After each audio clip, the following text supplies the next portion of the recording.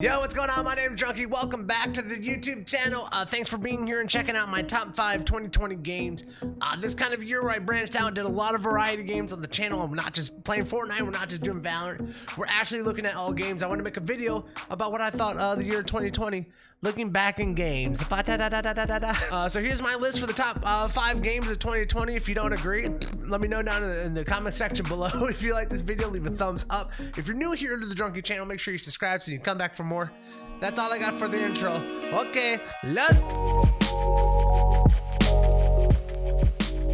All right, the first one up on the list coming in at top 5. So I got the bottom of the top would be Assassin's Creed Valhalla. A lot of people didn't really like Assassin's Creed and where it was going. They kind of took a lot of the assassinating out of Assassin's Creed over the last couple of games. I thought Assassin's Creed is a series that kind of brought all that back. You know, you don't just have to be a warrior or like an archer dude. You can actually assassinate your way through this entire game. It was a fun playthrough. I thought the characters were great. Sigurd was fantastic. His wife was cool, especially that you got to bang her. Thumbs up for everyone that did. You're the real ones, I guess. Probably not. Also, I enjoyed the way they brought the Icy back into this one with like the big Odin stuff and him being part of your mind too and trying to take over your body. I thought that was very cleverly written. The game was well acted. Voice acting was good. I thought the graphics in this game were some of the most impressive up to the day in the series. The vistas, the views of Finland and Norway and England. I loved every bit of it. The combat systems were fantastic in this game. I thought that the weapons and the RPG, the way you like leveled up everything, I loved how they did the weapons this one, man. It's a big improvement over Odyssey where everything just kind of felt meaningless. I loved it. Great job, Ubisoft. Great job. You know, Valhalla coming back. Assassin's Creed kind of feels like it's back. I can't wait to see where they take the series. And that's when they plant a lot of nice little seeds for the story going forward for the Templars and the Assassins. Should be some fun stuff. So Valhalla, that's top 5. Good job, Ubisoft. You're back on the list. You made the top 5. Odyssey and Origins wouldn't have been top 5. Valhalla, top 5. All right, next up, the number 4. Coming in at the number 4 slot, the most important one. Not really. Would be The Last of Us 2. A bit of controversial. A lot of people don't agree with it. I think this is one of those games where it's either like on the top of your list or it didn't even make your list at all. You know, I thought Naughty Dog did some really interesting things with the story that I wasn't expecting. Joel getting his like face kicked in or whatever in the very beginning. Didn't see that coming. Spoiler alert. Having Abby be the one to kill Joel, and then by the end of the thing, you actually like Abby and you're like, Abby, you're cool and you have motive and you have this whole life that you lived, and it's hard for you two to live in this whole post-apocalyptic world. How the hell did they get me to care for Abby when she killed Joel? Great storytelling, gameplay mechanics much improved over Last of Us. I thought Last of Us 1 stealth elements were a little bit cheesy, and this one AIs were fantastic. I thought all the humans were natural, especially creeped out by all the monsters once again. It felt like the stealth, you could play this whole thing without even getting noticed once. A great job from Naughty Dog on the stealth mechanics of this game. Big thumbs up. It's why it's hitting the number 4 slot. I don't know what they're gonna do with this series, but now that they've been like so bold to tell this type of story, where they kind of really take Ellie takes a backseat for a large part of the Last of Us 2, and then having her come back in the end. I can't wait to see where they take Last of Us 3. I don't know if this is gonna be like an epic trilogy, but I'm here for it. HBO shows, sign me up. Okay, top 4. Top 4, good job. All right, coming in at number 3. Number 3 would be Cyberpunk 2077. First and foremost, I'm gonna address all the bugs. Everyone who's just gonna be in the comment section below being like, bro, the bugs are so... I know.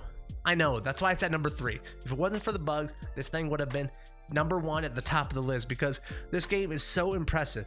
I'm not sure if I've ever been so fully immersed in the game, even with the bugs. This world, this like Blade Runner, Night City, post-apocalyptic world was just crazy to be in, bro. I can't believe what CD Projekt Red was actually able to pull off, and the scope and the scale of this game. Dude, like the mega skyscrapers that go up so high up top, and then you got all the vistas, you're out in the Badlands with all the nomads and stuff. There's just the scale of this game. I just felt like I was this little tiny person in this massive world, and it's the most immersed I think I've ever felt in a video game. I loved it, even with the bugs.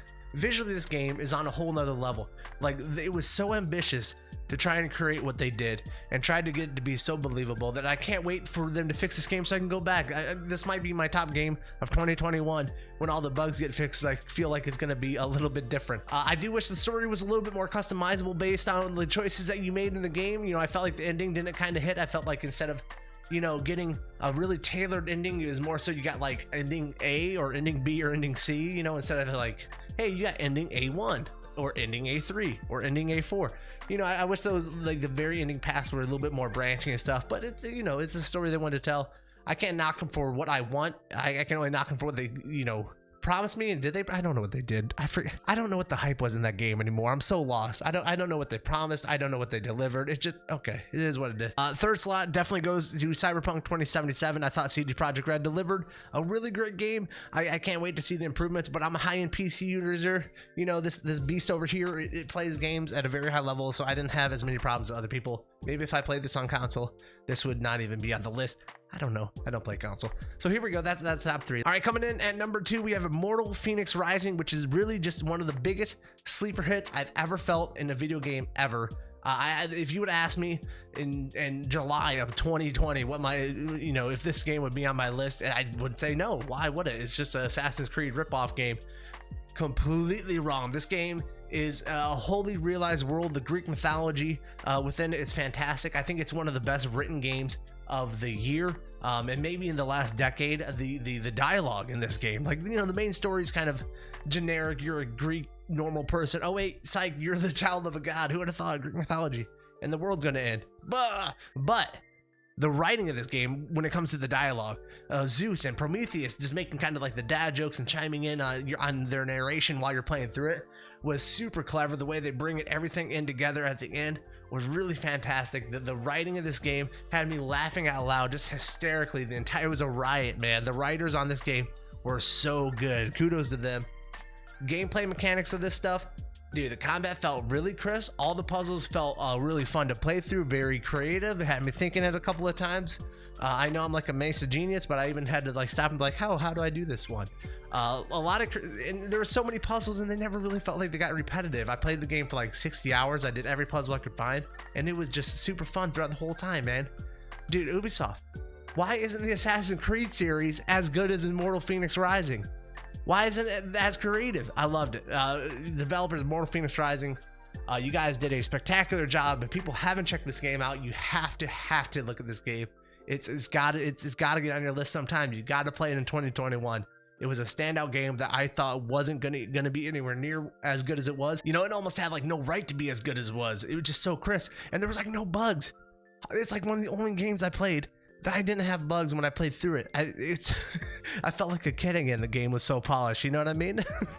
All right, so number 2, that goes to the Immortal Phoenix Rising. Great job, everyone over there at the Ubisoft studios. Let's move on to number 1.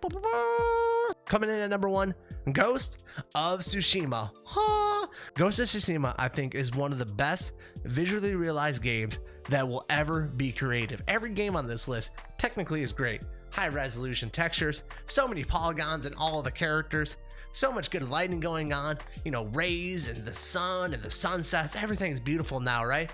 This game did something different. Not only was this technically good, the way they did the visuals, the way they did the colors is something that I don't think most movies even capture anymore. The colors and the visuals were so creative and so stunning. The way they held back shades of colors, you know, you'd be going on scenes and you wouldn't really see red for a little bit and it'll be all grayed out, and then like boop, look at all this red going on across the screen on all the flowers, and look at all the yellow. Like they hold stuff back so they can, you know, move you with colors in another part. And it's just something that I wish more people would pay attention to. It's like the art direction, not just the technicality of the art direction was fantastic, and probably the best part about this game. And that's saying a lot because everything else was so good in this game too, right? The gameplay of the game, I love the combat mechanics. A lot of people knocked it for being a little bit simplistic. I kind of enjoyed it being a little simplistic. Maybe I'm a simplistic person, I don't know. Put me up in a cabin with this game and, like, you know, I don't want to call anyone or use the internet. I'll just play this game. It's good. Keep it simple. It's fun. It's fun.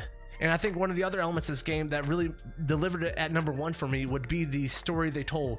You know, this isn't like an end of the world game.